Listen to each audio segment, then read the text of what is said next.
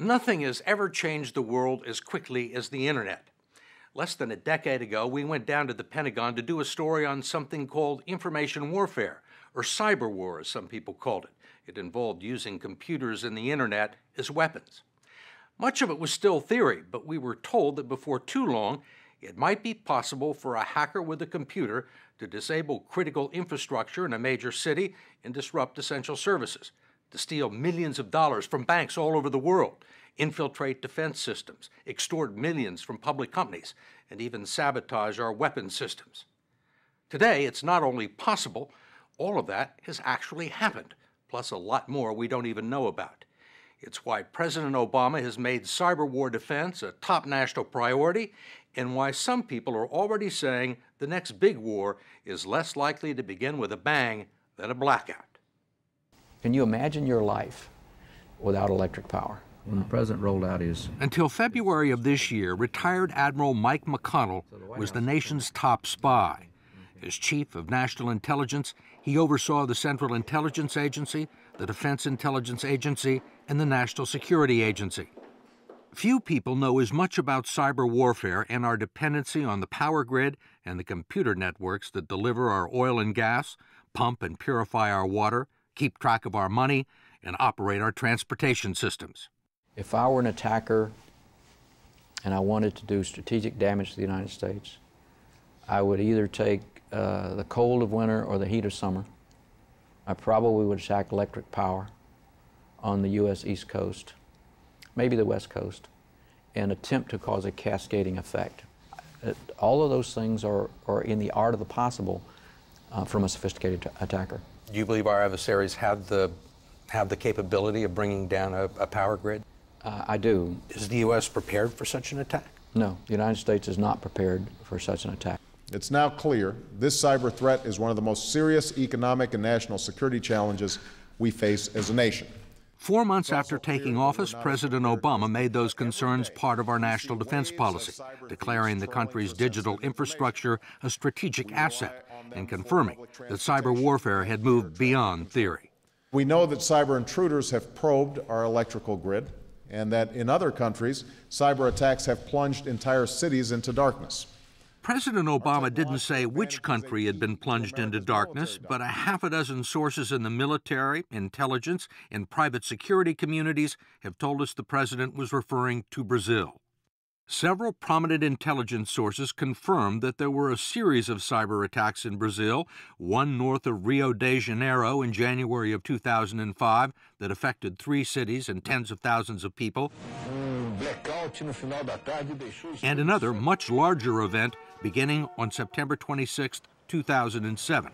That one, in the state of Espírito Santo, affected more than 3 million people in dozens of cities over a 2-day period, causing major disruptions.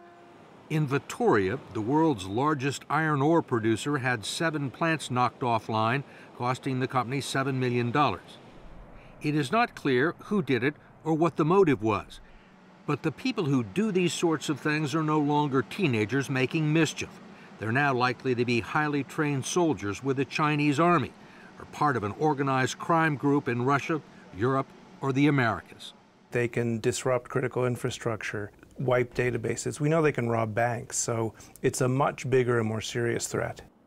Jim Lewis is a director at the Center for Strategic and International Studies, and he led a group that prepared a major report on cybersecurity for President Obama. What was it that made the government begin to take this seriously? In 2007, we probably had our electronic Pearl Harbor. It was an espionage Pearl Harbor. Some unknown foreign power, and honestly, we don't know who it is, broke into the Department of Defense, to the Department of State, the Department of Commerce, probably the Department of Energy, probably NASA. They broke into all of the high-tech agencies, all of the military agencies, and downloaded terabytes of information. Terabytes? A terabyte is, it's hard to say. The Library of Congress, which has millions of volumes, is about 12 terabytes. So we probably lost the equivalent of a Library of Congress worth of government information in 2007. All stolen by foreign countries? Yeah. This was a serious attack, and that's really what made people wake up and say, hey, we've got to get a grip on this. But since then, there has been an even more serious breach of computer security. which Lewis called the most significant incident ever publicly acknowledged by the Pentagon. Last November, someone was able to get past the firewalls and encryption devices of one of the most sensitive U.S. military computer systems and stay inside for several days. This was the CENTCOM network, the command that's fighting our two wars. And some foreign power was able to get into their networks and sit there and see everything they did. What do you mean, sit there? They could see what the traffic was, they could read documents, they could interfere with things. It was like they were part of the American military command. Lewis believes it was done by foreign spies who left corrupted thumbnail drives or memory sticks lying around in places where U.S. military personnel were likely to pick them up. As soon as someone inserted one into a CENTCOM computer, a malicious code opened a back door for the foreign power to get into the system. So presumably nobody at the Pentagon is plugging in... They've banned them. My impression is most people understand that there is a threat out there. I don't think most people understand that there are incidents that are happening. You know, I've been trying to figure out why that is, and some of it is the previous administration didn't want to admit that they had been rolled in 2007. There's a disincentive to tell people, hey, things are going badly. But it doesn't seem to be sinking in, and some of us call it the death of 1,000 cuts. Every day, a little bit more of our intellectual property, our innovative skills, our military technology is stolen by somebody. And it's like little drops. Eventually we'll drown, but every day we don't notice. Congress has noticed allocating $17 billion for a top-secret national cybersecurity initiative, and the Department of Defense has nominated Lieutenant General Keith Alexander, head of the NSA, to run a new military command devoted to offensive and defensive cyber war. How much of this are we doing? We, meaning the United States. We're in the top of the league, you know. We're as good as anybody. So whatever foreign countries are doing to the United States is doing to them. We are in the top of the league. We are really good. And if you talk to the Russians or the Chinese, they say, how can you complain about us when you do exactly the same thing?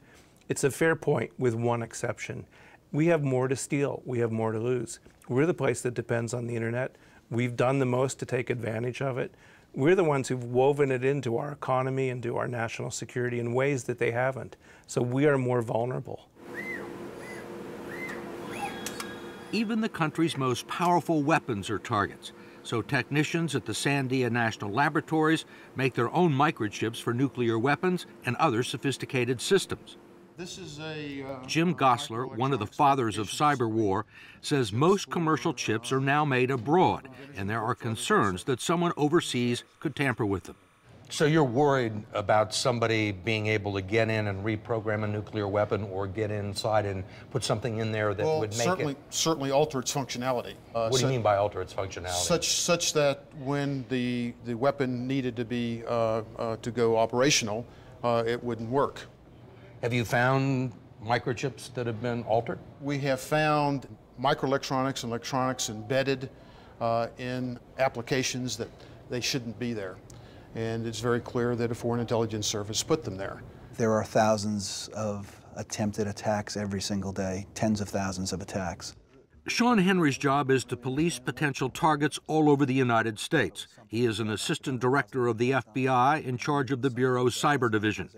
He told us that criminals have used the internet to steal more than $100 million from U.S. banks so far this year, and they did it without ever having to draw a gun or pass a note to a teller.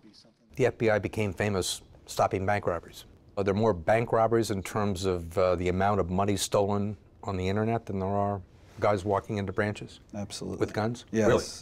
I've seen attacks where there's been $10 million lost in one 24-hour period. If that had happened in a bank robbery where people walked in with guns blazing, that would have been headline news all over the world. And the bank probably didn't want it known. Certainly, when there's a network breach, the owners of the network are not keen to have it known that their network was breached because of their concern that it might impact their business. The case Henry mentioned didn't involve just one bank, it involved 130.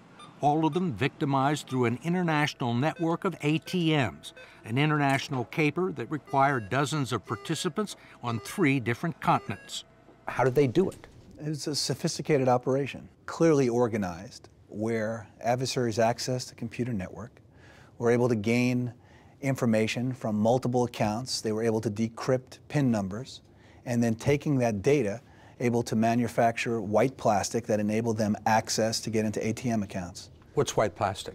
Take a piece of plastic that's similar in size and shape and weight to an ATM card. They've got the card, they've got the PIN number, and they just drained the accounts. Almost $10 million in a 24-hour period.